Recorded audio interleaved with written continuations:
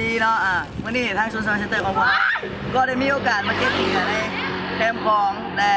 เขาจะมาถามความรู้สึกของแต่ละคนเนาะว่ารู้สึกอะไรกับการเก็บเหรียญมา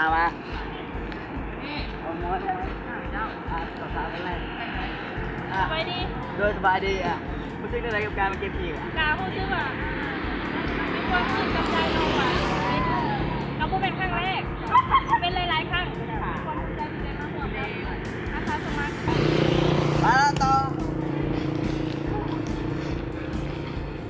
ครับเนาะครับจังอะไรรู้สึกอะไรกับการมาเก็บเหรียญในมือนี้ ว้า พอแล้ว ก็แล้ว สบายดีเนาะมื้อนี้ อย่าเข้ามาใกล้ ก็เรียกว่า มื้อนี้ก็เป็นมื้อเก็บกินหยังนั่นเองเนาะกาเฮาได้กาคันห่มที่แบบว่าเหี่ยวแห้งหน่อยนึงว่ามื้อนี้ก็เป็นมื้อเก็บกินหยังสามัคคีเนาะ ที่สั่งมาเองเลย แต่ว่าในนี่มีแต่คนหน้าตาหล่อๆเนาะรวมทั้งเฮางามของ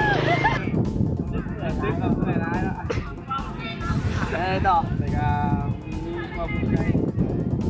สังคม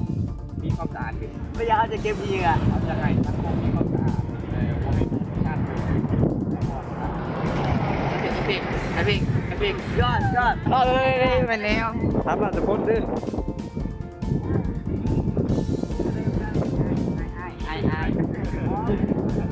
หมดแท้ป้าบ่ได้กินเลย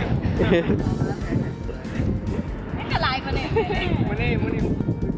จะมาเห็นมาไม่ได้ส่วนรวมเอาไม่กล้องอยู่บ่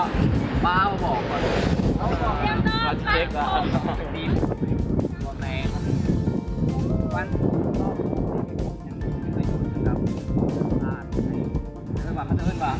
วันที่หนึ่งเดี๋ยวผมจะไปตอน วันที่สาม ให้คืนกับสาว วันนี้ เอาไปรีไซเคิล วันที่สามสิบห้าจุด พี่เกียร์ตอนนี้เสร็จวะ ก็ได้กับการมาเก็บเหรียญเมื่อนี้ ธรรมดา อ๋อธรรมดา ต้องใส่ไข่ ต่อยังแม่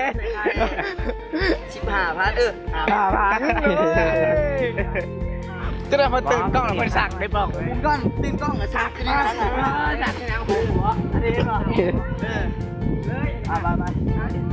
แล้วมาทำลายคนงามแล้วอีกนะ ได้ก็คงมีรถช้า